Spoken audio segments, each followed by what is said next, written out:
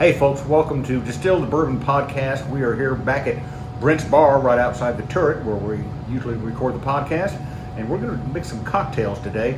Something I've been seeing out in the world is some, everyone knows the old fashioned, the Manhattan, highball and so forth like that. These classic bourbon cocktails, you've seen them on cocktail menus forever and ever in restaurants and bars, but there are some really interesting takes on bourbon cocktails that have existed for a long time, decades, generations even, but they weren't really that well known. But when they start showing up in your neighborhood bar, you know something's going on.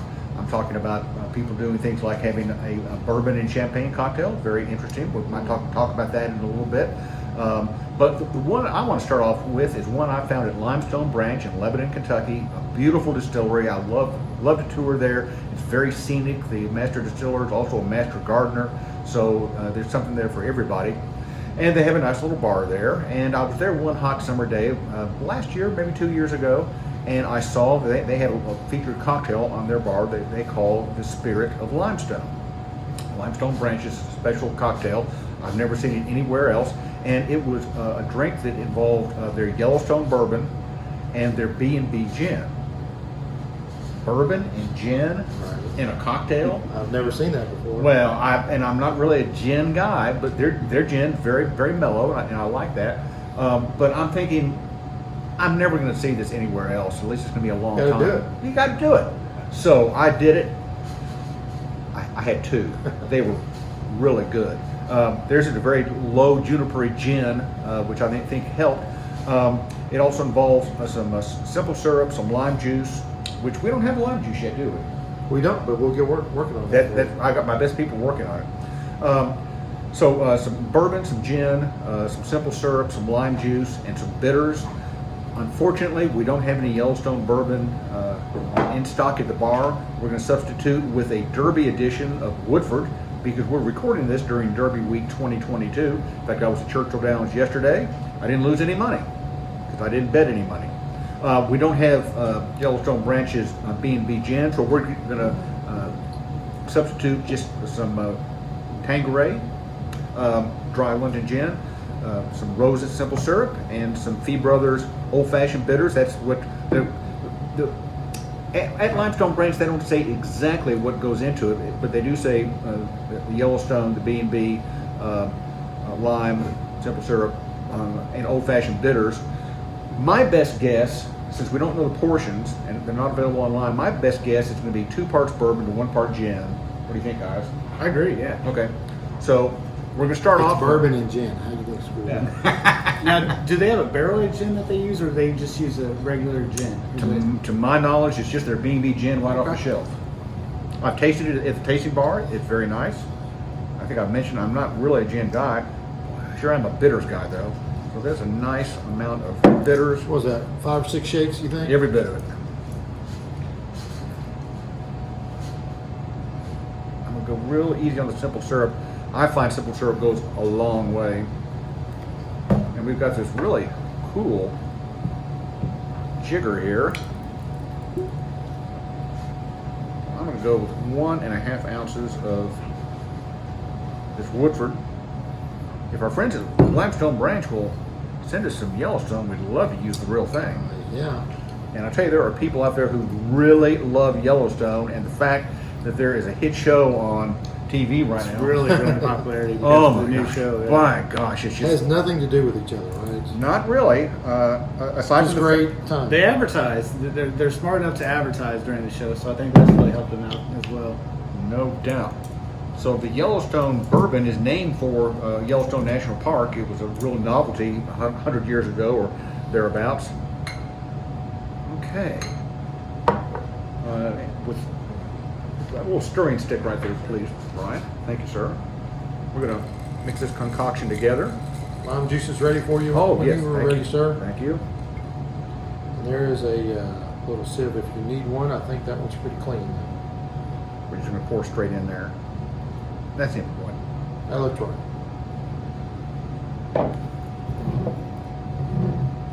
We're not very scientific here. Oh, some of us are. I'm not very scientific. I'm not either. Okay. Some are smart, and the rest of us have to be scientific. We're going to split this up a little bit. It smells very familiar. I'm reminded of about a 92-degree day. Okay, you guys get all the ice as a result of that. All right, And so cheers. Cheers. The gin is just a summery kind of thing to me. And you And- said Christmas. And this is my first time trying this. Have you tried this, Brent? You know, that is not bad at all. Oh, that's delicious. It's refreshing. That gin does give a bit of refreshment. It does, Right. yeah. I'm not saying it's a winter drink, but summer's coming, so Yeah. I can sit on the front porch and drink this all day. And I think this is a drink that if you don't love bourbon yet, this is a drink that it's not overpowering. The bourbon isn't. it's not. So. Right. You get it. It's certainly there. Mm-hmm. Oh, I feel it in different. The gin hits me on the backside. Yeah. I like that. Of course, the Good bitters. amount of bitters. Oh yeah, bitters really makes the drink. Just gonna start calling you bitters from now on. It was Chucktastic, now it's just bitters. I wonder how coffee would be with bitters in it. I bet you're gonna find out. Morning comes soon enough. All right, well, there's your first drink. You said this was a limestone. Spirit of Limestone. Spirit of Limestone. Fantastic. That's a lot like I remember it, and that's a fine cocktail. Who would have thought bourbon and gin? But I give it A+. Absolutely. All right, that's our first drink. We're going to reset, and we'll be right back. Hey guys, I'm Brian and we're back. Today I'm going to make a Kentucky Mule. I'm sure most of you guys are familiar with the traditional Moscow Mule. It's very similar, except we add bourbon instead of the vodka. So today I'm going to use Wild Turkey 101. Typically with cocktails for me, I like to use something about 100 proof. Typically I use rye whiskeys as opposed to bourbons, but it is called a Kentucky Mule, so of course I've got to use bourbon. So let's get started here with this Wild Turkey. What I typically do is 1 to 2, half bourbon to the ginger beer. So what I'll do is I'll go ahead and add 2 ounces of Wild Turkey. The great thing about this cocktail is you don't have to have a shaker. It's very simple. You can just use a copper mug or any other type of shaker glass. You know, I've had mules in other kind of glassware. They're just really not the like same. the copper mug. Yeah, I do too. I got these as a present, I think maybe a Christmas present, a birthday present, and I just love them. They're not very expensive. You can get them at big box stores. You can get them online. Yeah. They just make all the difference. And you fill them up with some crushed ice, and they get cold fast. They do. They stay chilled. Yeah. And it's cool looking. Oh, it is. Especially if you're doing a Kentucky Mule or a Moscow Mule. This is the traditional way of drinking it. So you've got 2 of wild I've got turkey. 2 ounces of Wild Turkey. And you did 1 shot of Krabbies. 4 ounces. 2, okay. Yeah, of So Krabbies. I like Krabbies. Do you like Krabbies ginger I like- beer? I mean, it's I a real prefer- ginger beer. I prefer Krabby ginger beer because it does have alcohol, which adds a little bit to the cocktail. There are NA ginger beers out there. Stoley's has one, and there's a few others, but I prefer Krabby's. Yeah. The same bartender that taught us about the barrel-aged Manhattan down at CKB, he said, don't make one without Krabbies, and I've kind of done that ever since he said that, and I just love it. It is a little bit more, but my philosophy is your cocktails, you want to use good ingredients because it is going to taste, similar to the ingredients you put in there. And that's why I always use fresh fruit whenever I do cocktails. Yes, of course, there are like lime squeezes and things of that nature out in the market. I never use that with my cocktails. I always try to use stuff that's fresh. The other thing is, if you are in a hurry, it is okay to use a lime squeeze or lemon squeeze. But here today, we're going to use fresh squeezed lemon juice. Nice. And it calls for a half ounce. That's about a half That's pretty ounce. close. Like I said, I'm not scientific here. Brent may be on the next cocktail. It's a journey. It's a journey. So then once you have it poured, all you gotta do is shake it up a little bit. Like I said, this is a great cocktail because if you're on your back porch and you don't want to go into the kitchen to get a bunch of items, all you gotta have is your Moscow Mule cup and you're good to go. Love that. So I'm gonna shake it up and pour for you guys. I make a derivation of this drink with bourbon, and I was out of limes one day. You've heard me say this on the podcast before. So I made it with lemons, and it was fantastic. I call it a Kentucky Donkey because I couldn't think of a better name. But cheers, fellas. Cheers, guys.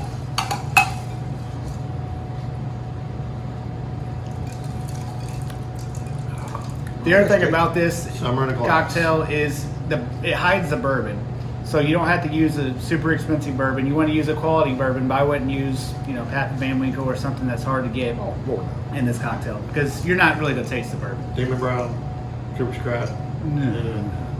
Blanton's. No.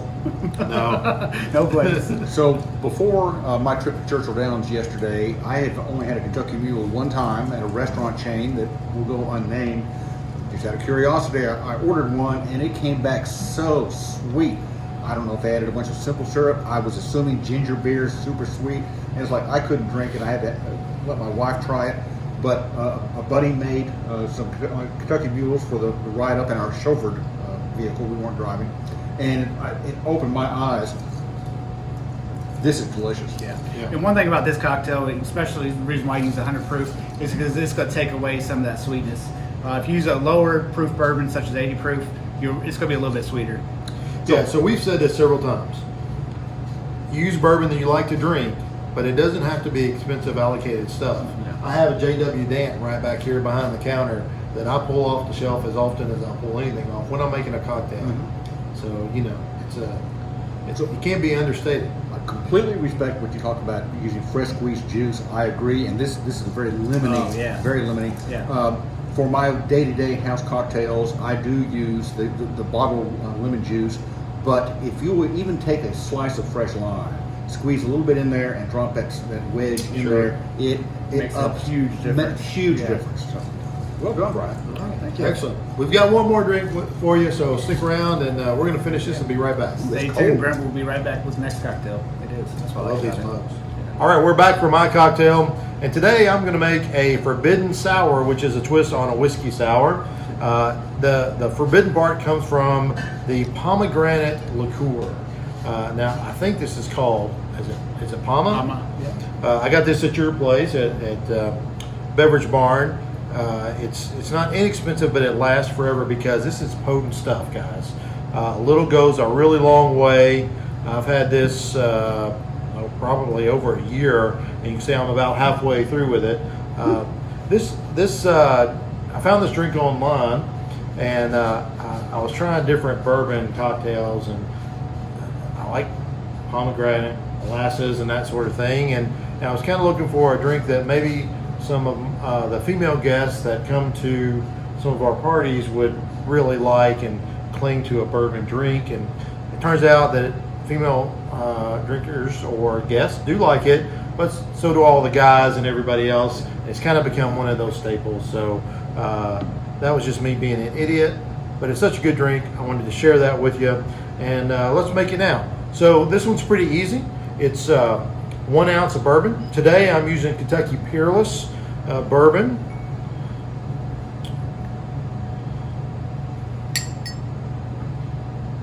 Love this from the fellas in Louisville. And I'm going to put it in the Boston shaker. I've already got ice in there. I'm using some rather large ice cubes so that when I shake it up, it doesn't make it too cloudy. So when that ice melts, it tends to cloud the drink. 1 ounce of the pomegranate liqueur. So 1 to 1. Yeah.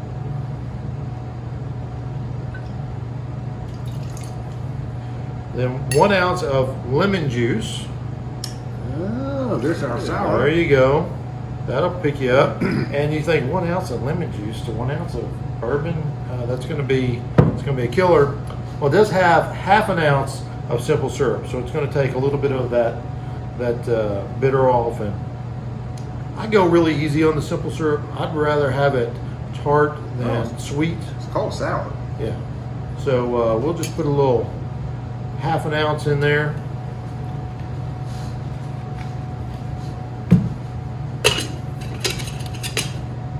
Try to put the top on. There we go. Shake away, get it as cold as you can get it.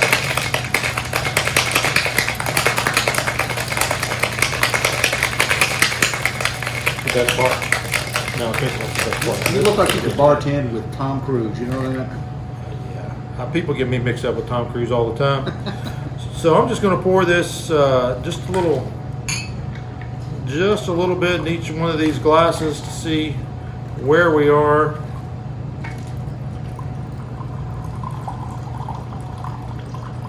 All right, fellas. See what this is like. It's a little darker than typical sweet and sour. It does, doesn't it? Cheers. Cheers. Cheers.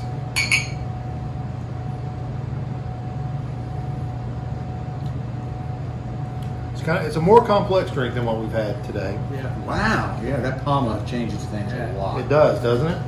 You do get a little tart there on the end. For It's sure. not near as sweet as a sweet and sour. Yeah, I pull back on that. Yeah, simple syrup. I used to drink them quite a bit, but I've gone away from them. But this is very good. Yeah. So I had a taste of a bottled mint julep yesterday. It was so sweet. Was it all syrup? It was all syrup. Yeah. My buddy let me try it. It's just too much. I'm just not a fan of mint juleps. Period. I've tried to enjoy them during Derby, and I just can't. Can't acquire a taste for them. A well-made mint julep is a thing of beauty. My wife makes a nice one. Fresh mint, good whiskey, minimum of simple syrup, and she actually cooks, makes it from scratch and Yeah. cooks it on the stove. The simple syrup? Yeah, Yeah. it's good stuff. But boy, a mint julep can go bad real fast. Absolutely. Well, sweet drinks like old fashions, they're not my thing. I appreciate them for their history and what they are, but give me something with a little bit of bite and a good dose of bourbon, and I'll go all day. So I mentioned that we're seeing some really interesting bourbon cocktails out there at one of our local eateries. They've just started a Sunday brunch, and one of the cocktails that they put on the menu is called a Bourbon 75. It was new to me. It actually goes back a long ways, kind of. After World War I in Paris, there was a bar called Harry's New York Bar in Paris, France. right. So, and one of the Germans' dangerous weapons at the time, pre-WW2, was the 75 artillery shell. And so they came up with the French 75, which was, I think it was gin and champagne. Later they came up with the French 125, which I think was cognac and champagne. But the Bourbon 75 is some concoction of bourbon and champagne, or prosecco, thank you, and or a sparkling wine and so forth. Our local brunch put that on the menu. Orange juice, right? Champagne. Champagne. Yes. So Champagne and bourbon. So bourbon, champagne, a and little simple syrup. and that's it. Yeah. Syrup. Okay. Right. No fruit juice at all. No fruit juice at all. Delicious, not overly sweet at all. It's really great. After doing a little bit of research, I see that there's someone out there who takes bourbon and some orange liqueur and some sparkling wine or champagne or whatever you have available. The main thing is try some stuff at your own home bar. Look online. There's all kinds of recipes out there with some really cool things that you could do that seem so unlikely. Bourbon and champagne? Yes, please. Yeah, exactly. And you got to make these your own too. If you don't like 1 to 1 to 1 to half, change it. See what you If it's a like. little too sweet, just knock off a little simple syrup. If it's a little too tarty or too much lime or lemon, just knock a little off, and you might have your perfect cocktail. A poor man's whiskey sour in my book.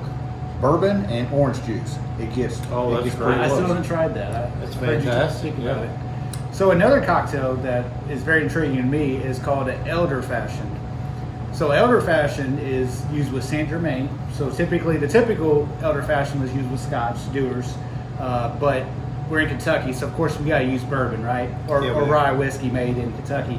So 2 ounces of rye whiskey or bourbon, 3 ounces of Saint Germain, and then a couple dashes of bitters. It calls for 2. I like to go with maybe 4 or 5 dashes of bitters. Oh, man, that's wild. And it just makes a great cocktail. So Saint Germain is a liqueur just like Palma. It is a little pricey, but again, like Brent said, it lasts a very long time.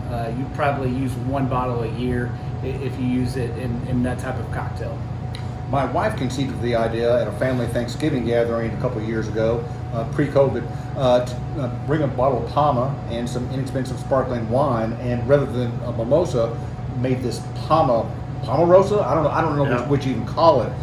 It was a sensation in the family. People who had been drinking mimosas for years were like, "I want that." So, Palma is $35 a bottle, something like that. 35, 40, yeah. It goes a long way. unless you're at a family Thanksgiving. It goes like that. You know, we talked a lot about Bloody Marys made with bourbon on several of our episodes. But let's just mention it one more time since we're talking about cocktails. We thought about making it today, but it's just almost too simple. What I like is Black Dog, which is an MB Roland product. It's the White Dog, the distillate that comes off the still before it goes into a barrel. But this is with the mash bill that has the smoked corn. I think it's like 30% smoked corn, and That sounds right. I can't remember how much of the other ingredients there are, but something about that smoky taste in a Bloody Mary. I like to make it with Zing Zang. We have no affiliation with any brands other than Beverage Barn sells them all, and Zing Zang is nice and spicy. I like a spicy Bloody Mary. Sometimes we'll put a little bit of horseradish in there. Oh, sure. We're definitely going to put a little olive brine in there, and maybe a little Worcestershire sauce. And if Jennifer's making them, I don't know what kind of magic touch she has. It's the best Bloody Mary I've ever had with Black Dog from good old MB Roll. Speaking of my friends at Limestone Branch, while I was having the Spirit of Limestone, my wife was having a bourbon Bloody Mary. I call it a bloody bourbon. I'm not sure if that's the proper name.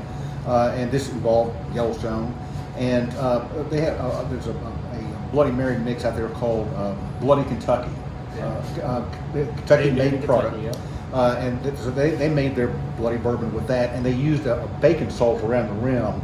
And that was absolutely nice in Miss Donna's wheelhouse. She loved that. Yeah. Well, let me just say I'm glad you guys didn't do Bloody Mary today because I absolutely hate Bloody Mary. So, thank you, Brett. Yeah. Well, I've never liked tomato juice. I don't really like tomatoes that much, but in the last 3 or 4 years, your taste change every 7 years. Yeah.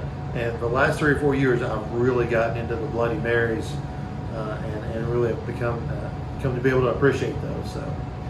Anyway, with that said, that's all for this episode. Please drink responsibly.